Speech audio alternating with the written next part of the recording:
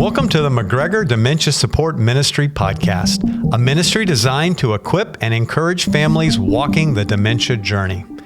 Today's episode is a keynote session recorded at our Alzheimer's and Dementia Seminar on February 21st, 2026, here at McGregor Baptist Church. In this message, Remembering and Forgetting for Christians Facing Dementia, Dr. Benjamin Mast explores what memory means for believers and how our faith speaks hope into the realities of cognitive decline. This session offers a biblical perspective alongside clinical insight, helping us think clearly and compassionately about what is lost and what can never be lost in Christ.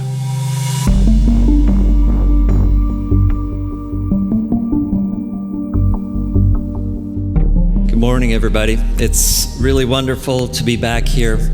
I don't know if you know it. I'm sure if you've come for more than 1 year, this really is a top-notch program that Kim and her group put on, and I'm very honored to be a part of it. It really is exceptional in many ways. There are many great speakers, myself not included. There's many wonderful resources to be a part of, and I hope you take advantage of it. I'm going to talk a little bit about that later in our time today.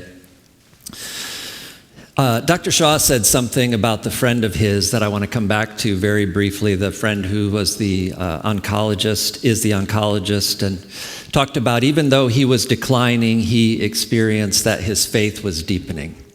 And if you see the title of my talk, we're going to talk about faith-related issues in the context of dementia, Alzheimer's disease, and in family caregiving, for those of you who are caregivers. And so, one thing that's unique about this program is that it's happening at a church, and it's a church that has taken on the call to step into an area where there's a lot of people who are feeling very vulnerable, people who maybe are suffering, and people who feel alone and confused.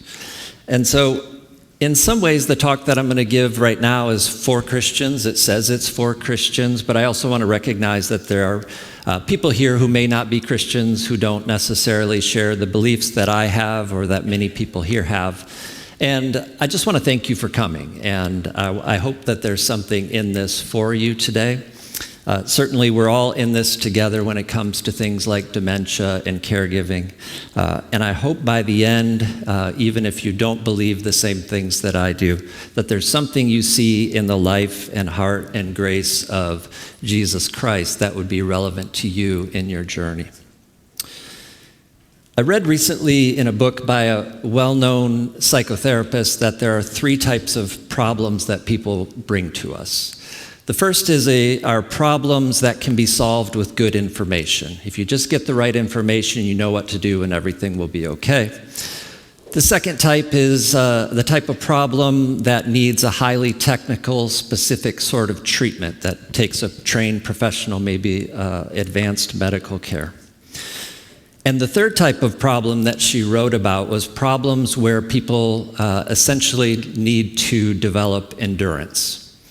And when we talk about things like Alzheimer's disease, it's actually all 3 of those things. We need good information. Hopefully, we're giving you good information here today. We need highly advanced and technical treatments. We're talking about things like blood tests, IV infusions, things that remove these clumps of protein from our brains. But we also need to develop endurance. This is a long journey for many people. And when we're talking about things that require endurance, they're things that are hard and things that we need encouragement to be able to keep going, one day after another, one step after another. So as we talk about the issues in this particular talk, I hope you'll keep that idea in mind, that we need endurance. And I know that's not the most hopeful thing, but I think when we talk about difficult issues like this, we have to start from a place of honesty and say, these are issues that can be very hard for people. Some of you are suffering, some of you are not. I don't want to make it to be the case that everybody does, but we have to start by recognizing that this can be very, very hard for people.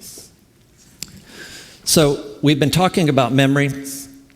Alzheimer's disease, as you learned from Dr. Shaw, is first and foremost a disease of forgetting, of memory loss.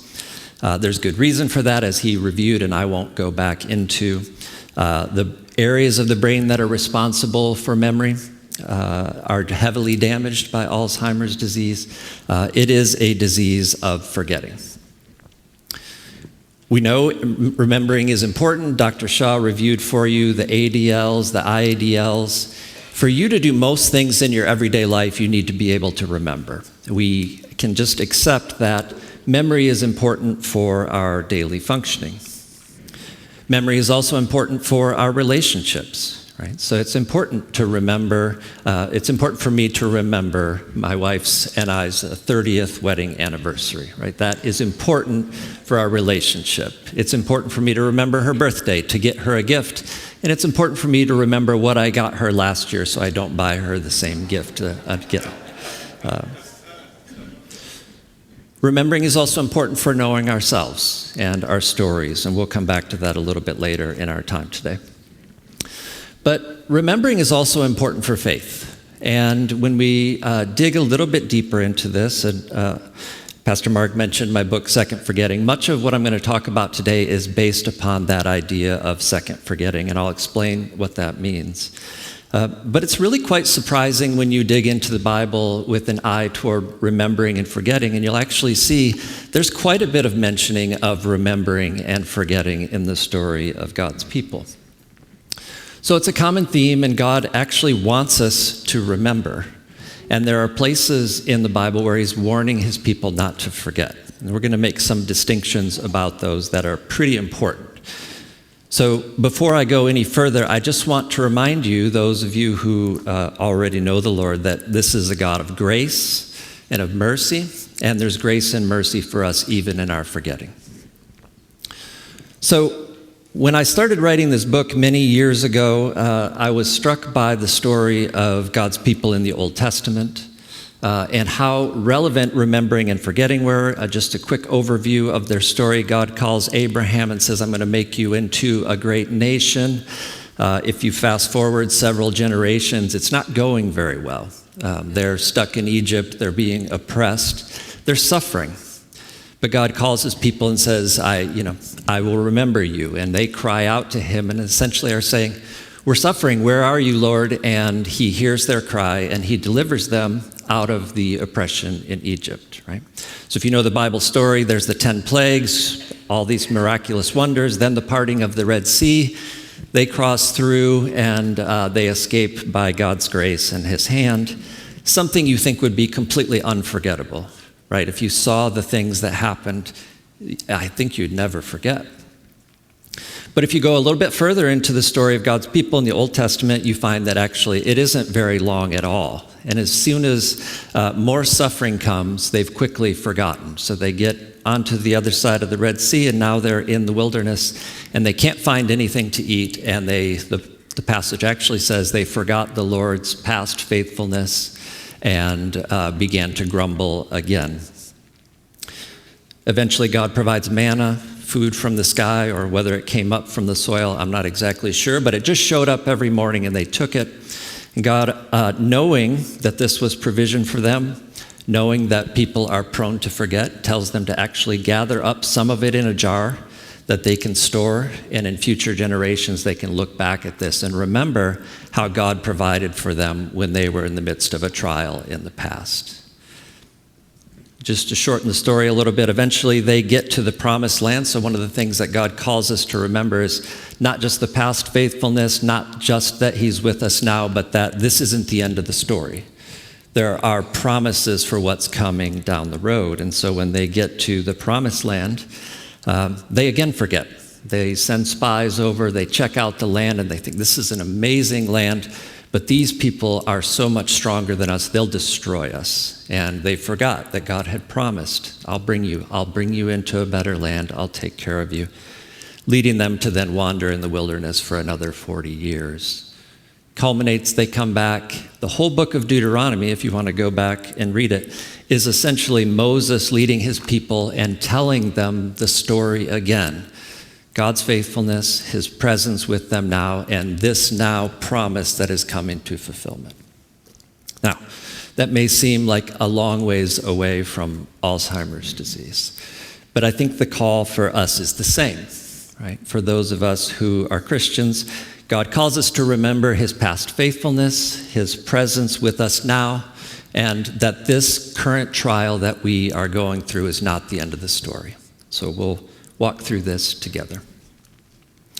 So the next question is, who forgets? So we know that people with Alzheimer's disease forget. In fact, that's the main feature of the disease, at least early on. Dr. Shaw has covered a bit of this, so just quick review: forgetting conversations, appointments, medicines, where things are around the house, where they are, getting lost. I also want to say, what people forget with Alzheimer's disease depends quite a bit on their stage, right? The stage of the disease. So I think it's really important that when we say Alzheimer's disease, we recognize that this can span from very mild to very significant cognitive impairment. And when we're talking about the late stages of Alzheimer's disease, you might find that people in late stage dementia, we're now looking at whether they can still speak, whether they can still walk, whether they can still swallow. And that's severe dementia. There are many people with Alzheimer's disease who are in a much milder stage. And so as we talk about these issues of remembering and forgetting, just recognize that there's a pretty wide span in terms of what people can remember. Who forgets? Well, people with Alzheimer's forget, that's obvious, but we also forget, right? So if you're a caregiver or a care partner, or you are you're thinking about maybe a parent or a spouse or a friend, sibling, the task of taking care of somebody with Alzheimer's disease can be pretty overwhelming at times. There's a lot of pain. Sometimes there's grief, even while the person is still with us. Some people feel physically exhausted. Maybe they are, maybe you're already living a very busy life. You work, are taking care of maybe teenagers, and now you've got this other task of taking care of somebody who can't do the things for themselves that they used to be able to do. There's a lot of uncertainty, what's going to come next. People feel sometimes some resentment. I'm going to talk about a man who felt a lot of resentment toward his father and what he did with that a little bit later. And people feel guilt, maybe guilt over mistakes that they made, guilt that they didn't get a diagnosis early enough. There's a lot going on.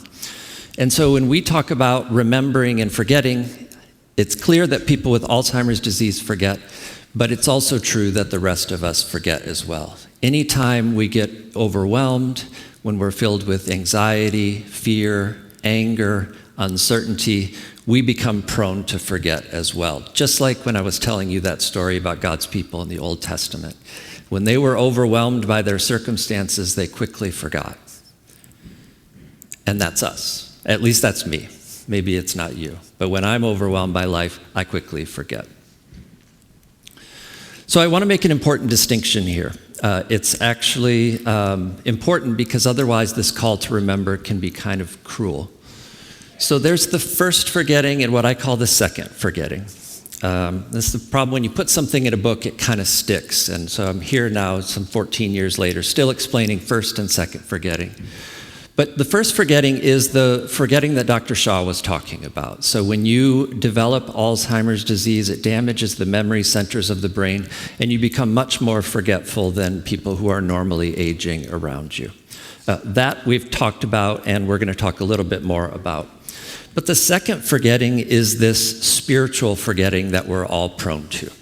And again, I'll speak for myself. It can be, you can be having just a wonderful day. Maybe you're feeling strong in your faith, and then you get a phone call that, a relative is in the hospital, your mortgage payment went missing, and it's as if you become overwhelmed by the circumstances of life, and you quickly forget, one, your faith, God's past faithfulness, that he's still with you now, and that this isn't the end of the story.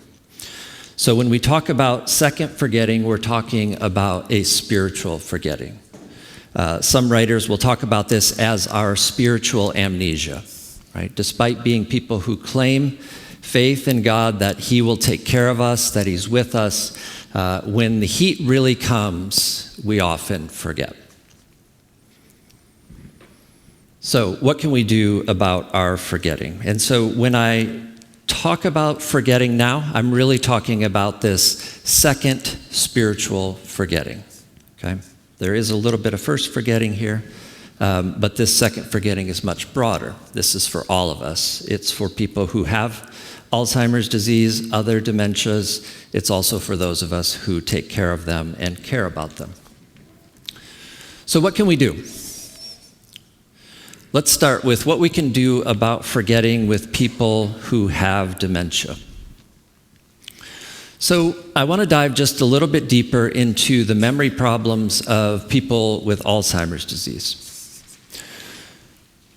If you remember, see, there it is again, remembering is part of everything. If you remember from Dr. Shaw's talk, he showed you how some of the amyloid was clustering together in areas of the brain that are responsible for memory.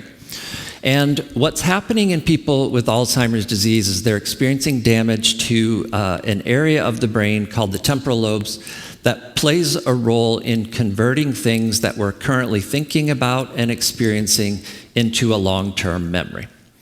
It's like taking a file and putting it away in a file cabinet or saving a file on the hard drive of your computer or smartphone, okay? That is a process that we would just aptly call storage.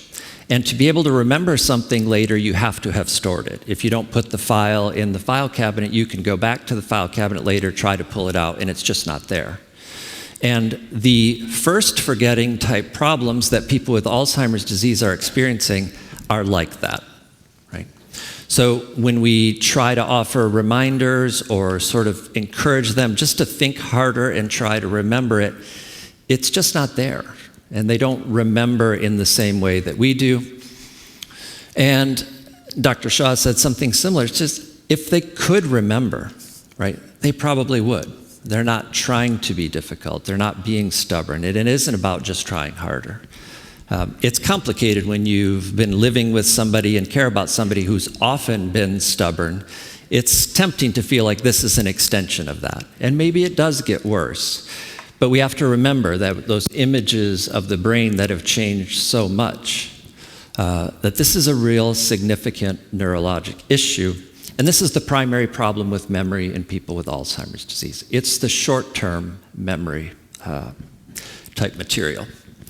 So when we think about what's most affected in Alzheimer's disease in terms of what they can remember, it's recent events, conversations, new information, right? So things that happened earlier today, things that happened yesterday.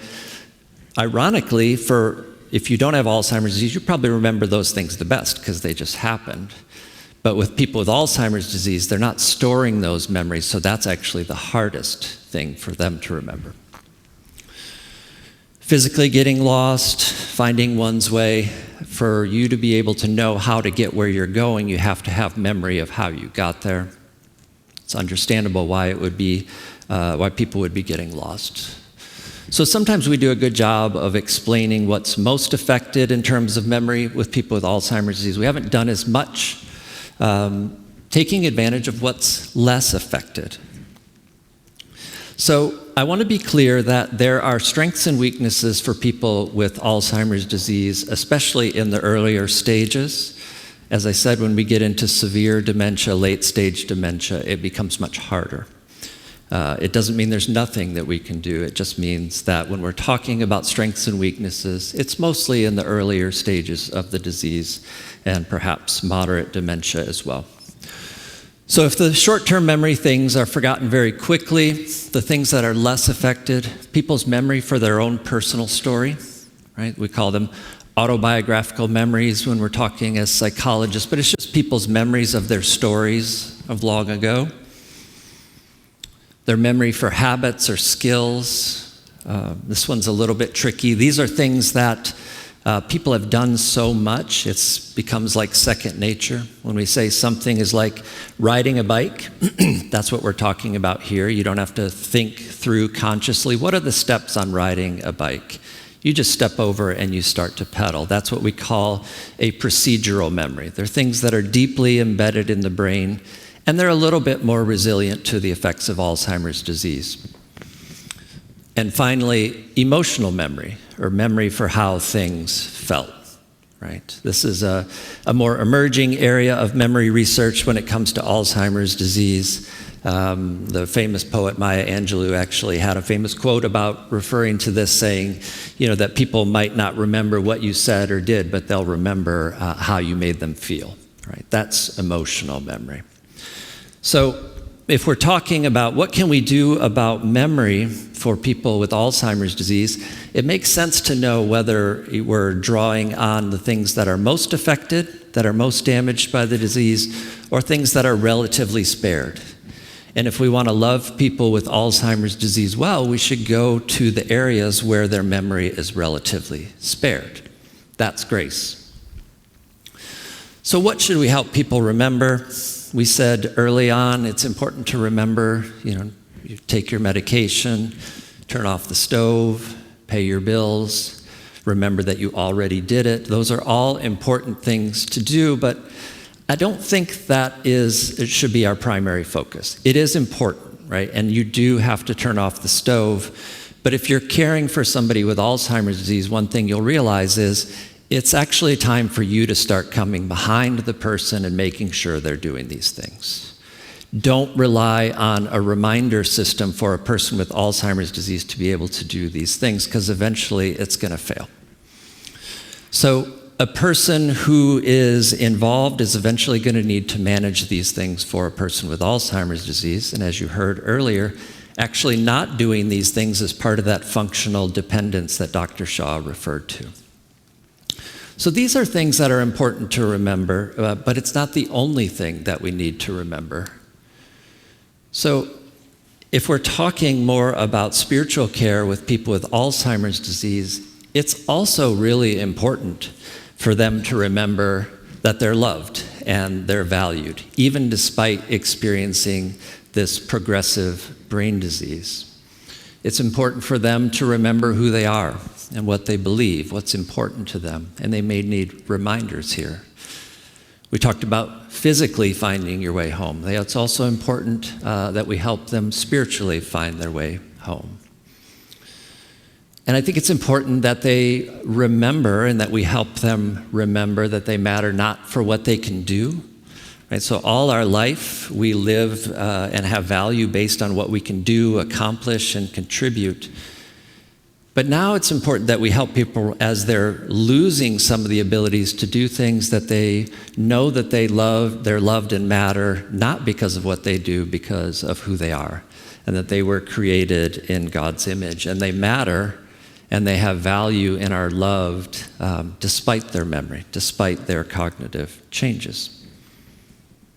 So how can we do this practically? I mean, that's a nice idea, I suppose, but helping people remember is an act of love and grace. And so I want to give you 3 ways that you can think about interacting with the person with Alzheimer's disease with spiritual remembering in mind. So the first thing we can do is engage people and their stories. So we said just briefly a few moments ago, if you want to make things hard for a person with Alzheimer's disease, ask them questions about what they did this morning, what they did yesterday, or what they did last week. Unfortunately, those are the areas that are most affected, and so oftentimes when you're asking people those questions, if they have the memory problems of Alzheimer's disease, those are the most difficult questions they can answer, and in fact, you may be encouraging them to make up answers, right? But if we go further back into people's stories, those are things that they can often remember for a very long time.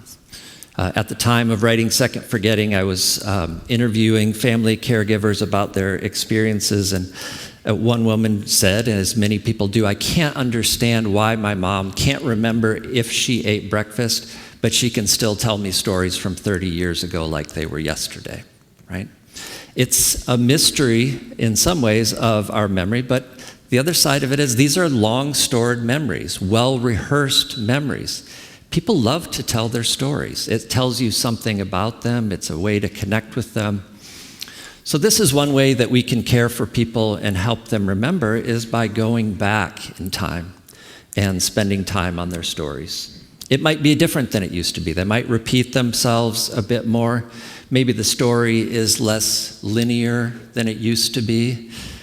The point is, you're doing this as an act of love, not as a quiz show, right? This is hard for us. We often want to ask questions to see if they still remember, because it means something to us and it tells something about where they're at in terms of their journey. Sometimes we need to make a shift and say, this is an act of love and grace to help them remember. But even if it's not 100% accurate all the time, maybe some of those old stories kind of morph over time. But you're stepping into their life in grace and saying, let's talk about those things. Say, use multiple senses, right? Don't just make it a conversation. Use pictures, use music that's meaningful to the person, smells, maybe objects, right? So if somebody maybe was really into baseball, if you still have their old mitt, right, get that out and start telling stories about baseball. They may get to a point, if in the progression of their dementia, where they can no longer tell their own story. Right? I was visiting a couple from our church, and she, a woman who had had dementia for many, many years, they moved from their home to senior living, to assisted living, to full memory care. And each time we visited, he would tell me something new about his wife, things that she had done, accomplishments. And for a long time, she was able to join in, but she eventually got to the point where she really couldn't speak very much, or inconsistently. Sometimes I would visit and she would not speak at all and just sort of stare straight ahead. But her husband, in the spirit of this, would just say, I want to tell you some things about my wife. And he would talk to her and say, I'm going to tell Ben some of your stories. And he would just go back and talk about some work she had done with a college ministry, or how she had been, really very introverted and overcame it and really had some significant impacts on people's lives. He didn't say it quite like that. He told the stories. And the point is, that's an act of his remembering on her behalf, right? He's reminding her who she is and telling me a bit about this person, not an Alzheimer's patient. Second thing we can do is engage people in their faith. And so, again, we're talking about spiritual remembering. This is where we get into what I call procedural memories, the things that we've heard or done so many times. It's like they're like riding a bike. Old songs and hymns can be really helpful in prompting remembering in people. Some of the greatest hits, at least in my faith tradition, Old Rugged Cross, Amazing Grace, probably some different ones based upon where you went to church growing up. And that's the point, right, is that you're going back to what this person might remember. For some person it might be an old Amy Grant song, and other people it's, something, from the hymnal. And the point is, we're doing something that's familiar for them. And if you've been around this area a while, you find, there are people who look like they're not tracking with what's going on. And then that hymn comes on and a hand goes up and you see people are actually starting to sing along. And that's an act of remembrance, right? It doesn't help remember to take your medication or turn off the stove. It's a remembrance of the Lord. It's a remembrance of their faith and what they cling to when things are difficult. Familiar scripture, again, I'd encourage you to think, if you know a bit about the person's faith tradition, get their version of the Bible that they are most comfortable with, right? So we won't get too much into different translations. I grew up on Revised Standard Version, quickly moved into the NIV. For my grandparents, it was, the Old English, King James, thank you. See, everybody forgets. It's normal aging. I heard it over here. Right? So, and this can be quite powerful for people. I've told this story a couple of years ago. You'll forgive me for doing it again. But one of my grandparents who developed Alzheimer's disease very godly man, had been a deacon in his church, kind of the guy who did the things behind the scenes. You don't hear about them until their funeral, and they said he was always doing things, good things, So anyway, he developed a form of dementia, ended up in a memory care unit, and this very godly man who was very reverent, very serious, but with a good sense of humor, became pretty violent. He just, we call it resistance to care. So the nurses would come in and try to take care of them, and he would fight, right? And this is just not who he was. Pastor came and visited him and said, "Do you know who I am?" Not a great start, right, for a person with Alzheimer's disease. So grandfather kicks him out. Pastor goes to my grandmother and says, "What should I do? How could I reach him?" And in the way that only she could, she just said, "You're the pastor. I'm sure you'll figure it out." That was my grandmother. And to his credit, he did. So he came back, and instead of quizzing him on, "Do you know who I am?" he just got out his Bible and he started reading. And sure, it was King James. And so speaking of familiar passages, he started with Psalm 23, right? And he starts to read to him, "The Lord is my," and then he just paused instead of just reading it to him. Reading it to him would have been fantastic, but he leveled up and said, he just paused. And my now combative, very forgetful grandfather says, "Shepherd." Then he goes to the next line, and they go back and forth. The pastor reads the first part of the verse. He filled in the second part because he had heard that, recited that so many times. It was so deeply embedded in his brain that when he was put in a position to remember, he did. He still had Alzheimer's disease, right? But this is a way for him to remember. And you recall at the beginning, I said there's these three types of problems, and how we needed to learn endurance, right? So these are things that help us endure on a difficult journey. Well-known prayers, Lord's Prayer. So this same couple I talked about earlier, they just printed out the Lord's Prayer, Psalm 23, laminated it, and anybody who came to visit in the memory care unit, if they wanted to read something or pray, the husband just said, "Here, we've been using this." He knew it was familiar for his wife, and it would be something that could prompt remembering. Okay. Engaging the person.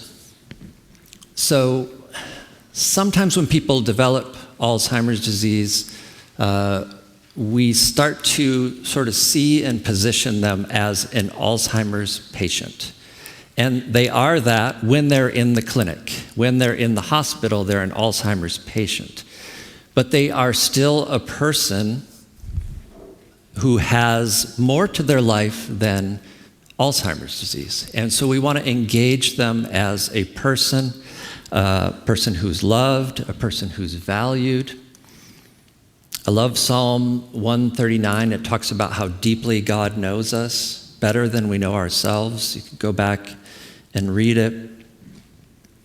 So the call here is to really approach people in that way when we talked about emotional memory, right? So people may not remember what we said or what we did, but they might remember how we made them feel. So slow down, be present, show love and honor.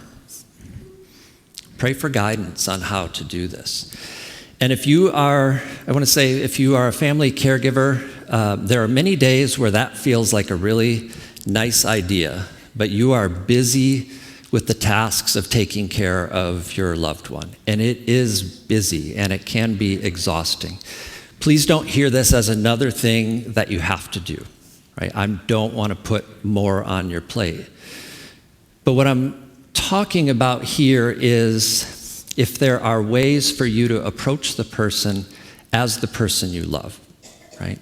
And when I talk with caregivers about this sort of tension is sometimes it's even when they finally will put the person in a facility, they actually find that maybe they can just start to be their child again or their spouse or partner again.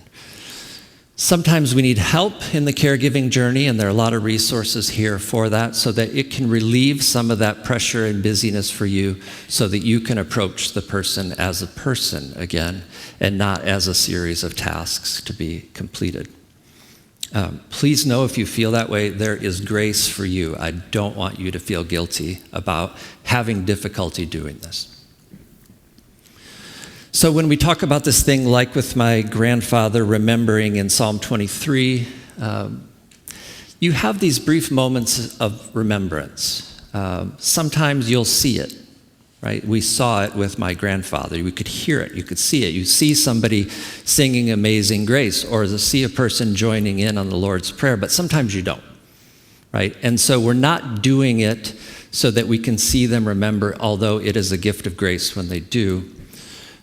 We're doing this sort of entering into the person's current life. And if you could remember even just for a moment, right, it's like being in a parched, dry place and somebody offers you a cool cup of water, right?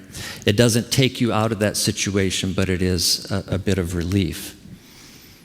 So it's tricky not to start to think about these things as something that will reliably work. Right? So it might work one day and it might not work the rest. There is a bit of research now on these things that happen. They're calling them episodes of lucidity or moments of clarity. I won't spend a lot of time on it, but just to recognize that the broader research community is starting to recognize that this actually happens. A colleague of mine, a theologian at Western Seminary up in Michigan, talked about these moments of clarity as resurrection moments. And so sometimes people take these remembrances, so like with my grandfather in Psalm 23, as a reminder of who he was. And she kind of flips this and says, actually, this is a reminder of what he will again be one day when God makes all things new. And so she calls them resurrection moments, and I kind of like it a lot. Okay, well, what about you? If you are a family caregiver, what do we need to remember, and how can we remember? So as I said before, some days you might feel strong, confident, creative, able to capture the day, but other days not so much. You might feel overwhelmed or angry or fearful or bitter, guilty. That's when we need to remember most. Again, we're talking about this second forgetting, the spiritual forgetting. So again, this is not another thing for you to do. I'm talking about remembering as a call to faith and as a way of life to help you endure in the difficult moments. Deuteronomy 6 is part of that long call to remember. I just want to share a little bit with you. So Deuteronomy 6 says, love the Lord your God with all your heart, with all your soul, with all your strength. And we see later to love your neighbor as yourself. And speaking of memory, then Deuteronomy says, these commandments I give you today are to be on your hearts. Impress them on your children. Talk about them when you sit at home, when you walk along the road, when you lie down, when you get up. Tie them as symbols on your hands. Bind them on your foreheads. Write them on the door frames of your houses and your gates. It's as if they're saying, do everything you can do to remember these things. Because life is hard and we need to remember. So remembering as a way of life, not a task. Remembering as endurance on a difficult journey. So if you are a caregiver, I want to give you some things that would encourage you that you may need to remember. I can't tell you what you have to remember. I can't tell you how to feel. I can't even tell you what you should do next. But I'd like you to consider the things and maybe make a note. If for you in your situation, what do you need to remember most? So maybe you need to remember that God is near. So Psalm 34 talks about how God is close to the brokenhearted and saves those who are crushed in spirit. That the shepherd that we talked about in Psalm 23 is near, and that you lack nothing, even though you walk through the darkest valley. The Beatitudes, part of Jesus' first sermon, So if you don't know Jesus, here are the things that he said when he started his first public sermon. Blessed are the poor in spirit, for theirs is the kingdom of heaven. Blessed are those who mourn, for they will be comforted. Blessed are the meek, for they will inherit the earth, etc. Blessed are the merciful. Blessed are the peacemakers. Right? God is near. This is Jesus' heart for those of you who are feeling worn out and offering comfort. So when I say God calls us to remember, it doesn't feel like a wagging finger, like you better remember. It's remember. You're on this difficult journey. Remember, I am near. Remember that God will provide for today. We talked a little bit about that manna earlier, whether it came from the sky or out of the soil. We talked about the jar to remind them. God will provide for today. So when we talk about that story of manna, they were instructed to gather that up every day and not to keep any overnight, because if it did, it would go rotten. It was a big object lesson in trusting God to provide today. You only gather what you need for today. Some other favorite passages relating to living in today, trusting God will provide for you today. Trusting in the Lord versus trusting in yourself. Jeremiah 17, the person who trusts in their own strength is like a person living in a dry, parched land, salt land where no one lives, there's no water. Sounds horrible, but the person who trusts in the Lord is like a tree planted by the waters. It sends its roots into the stream so that even when the heat comes, its leaves are green and bears fruit. This couple that I talked about visiting with, she passed away, and at her funeral, it was revealed that one of her favorite passages while she had dementia was this passage from 2 Corinthians 12, where it talks about, Paul is basically suffering and asking God to take it from him, and the answer he receives from the Lord is, "My grace is sufficient for you. My power is made perfect in weakness." And so if you're a caregiver, one thing I'd encourage you, you need to remember is that when you feel weak, there's grace for you, and that this is a chance for the Lord to show up and show his power in you. Matthew 11, famous passage, Jesus, as we feel the burdens of life, calls us to bring them to him. "Come to me, all who are weary and burdened, and I will give you rest. Take my yoke upon you and learn from me." What would it look like as you're on this endurance journey to turn to Jesus and ask him to teach you and help you learn what he has for you? God doesn't provide just for today. He promises to provide for tomorrow. This passage for those of us who are anxious, right? Don't worry about tomorrow. It's got enough troubles of its own. So this doesn't mean don't make plans. There are all sorts of resources for you here today for you to be thinking about the future. If you have an accusing heart, don't take this passage as if I'm making plans for my loved one down the road. I don't think that's what Jesus was talking about. I think he's saying don't try to control the future. It's wise to make plans. You can make plans, and we have resources here for you. But don't try to control it. You don't know what's going to happen next. God provides his Holy Spirit. Romans 8 talks about how the Holy Spirit intercedes on our behalf with prayers for us when we don't know how to pray. That is deeply mysterious to me. I don't even think I understand it, but I really like it. And then we talk about the fruit of the Spirit.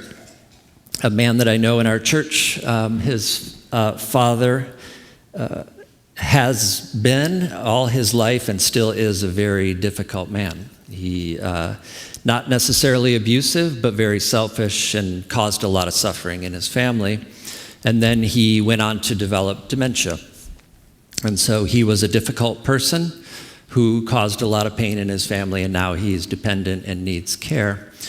And so this man said, one of the things that I do, because he said, if I'm really honest, when I go to visit my dad, if I'm just honest, I really want to yell at him for all the things that he did and all the pain that he caused. But he's like, I know I can't do that. it wouldn't be a good thing. And this is what he shared with me. He said, I think about the fruit of the Spirit, love, joy, peace, patience, kindness, goodness, gentleness, patience, and self-control. And he said, what I do before I go visit my father, who I'm very angry with and very bitter toward, is I ask myself, which fruit of the Spirit do I need most today? And he said, for me, it's often gentleness and self-control, because I need not to say the things that are on my mind. And he asks the Holy Spirit to provide those things for him. We don't remember alone. So caregiving is not something you should try to do on your own. And we shouldn't try to remember these things on our own either. So we answer the call to remember in community. So this is going to require you to reach out, and you're going to have to tell people something of what's going on.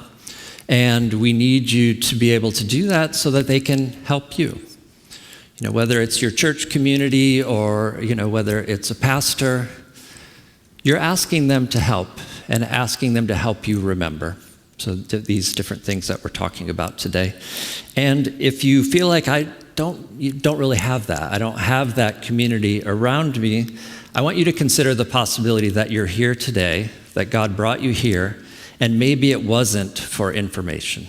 Maybe God brought you here today to make a connection with somebody else. You've got a room full of people who are going through something similar. You've got all these providers and resources, people who are here to connect you with the services. I'd encourage you, if you're feeling that today, connect with just one person, maybe multiple people before you leave. It's too much to do it alone. I'm getting short on time, so let me just share a couple more things. We're almost at the close here. So there's an act that we do that is sacrificial love, and caregiving is often about sacrificial love. You're taking care of somebody who can't care for themselves, and in doing so, you're remembering them. And I want to put before you that when you do that you are also being remembered by the Lord. This famous passage in Matthew 25, where people are standing before the Lord at the end of days, and he says, I was hungry and you gave me something to eat. I was thirsty, you gave me something to drink. I was sick and you took care of me.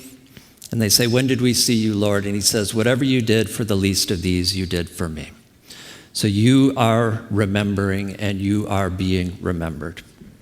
Let me quickly go ahead. Who will help you remember? Hopefully some of these people, family, friends, your pastor, your church community.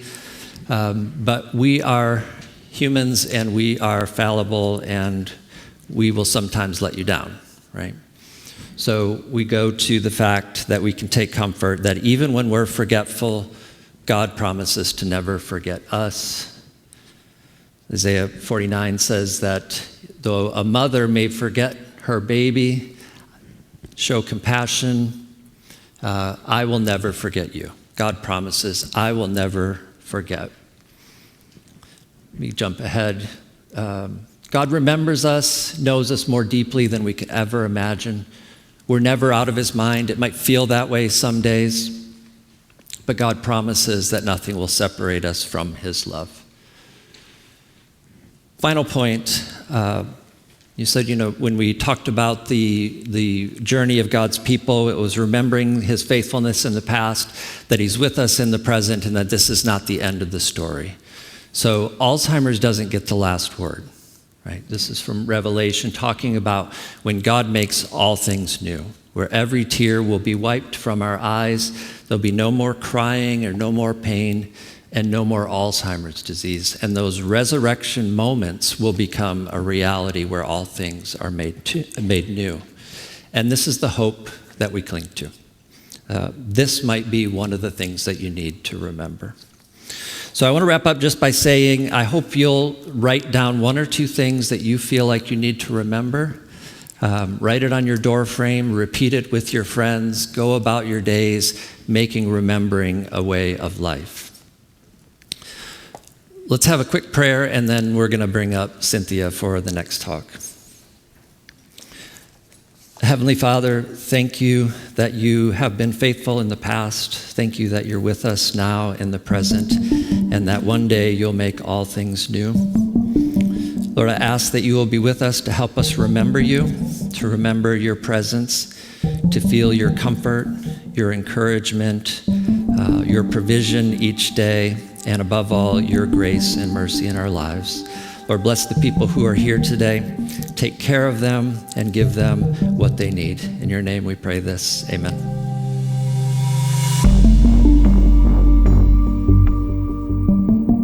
Thank you for listening. If this episode strengthened or encouraged you, please subscribe and consider sharing it with someone who may need it. Your review also helps extend these resources to more families.